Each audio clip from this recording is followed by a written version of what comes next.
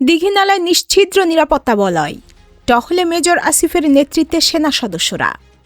মোহাম্মদ নাসির উদ্দিনের প্রতিবেদনে দেখুন বিস্তারিত।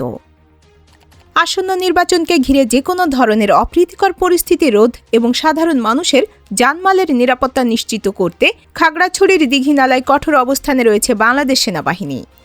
Dighinala zone commander lieutenant colonel আলামিন এসইউপি পিএসসি এর সুদূরপ্রসারী পরিকল্পনা ও সুনির্দিষ্ট দিক নির্দেশনায় পুরো জোন এলাকা জুড়ে একটি নিশ্ছিদ্র নিরাপত্তা ছক তৈরি করা হয়েছে। জনমনের স্বস্তি ফেরাতে এবং নির্বাচনী পরিবেশকে কণ্টকমুক্ত রাখতে জোন কমান্ডারের এই কঠোর নির্দেশনার পর থেকেই পুরো উপজেলায় নজরদারি কয়েক গুণ বৃদ্ধি করা হয়েছে।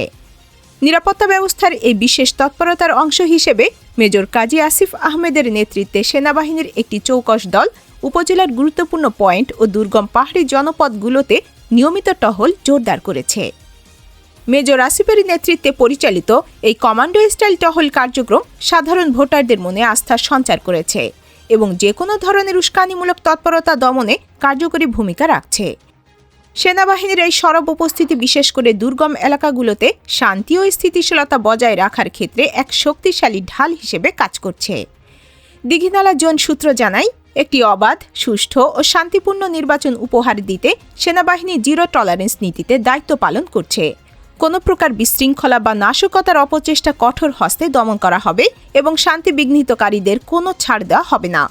নির্বাচনের দিন পর্যন্ত এই কড়া নজরদারি ও টহল কার্যক্রম অব্যাহত থাকবে বলে সেনা প্রশাসনের পক্ষ থেকে দৃঢ় প্রত্যয় ব্যক্ত করা হয়েছে, যা স্থানীয় জনগণের মাঝে ব্যাপক প্রশংসিত ও সমাদৃত হচ্ছে।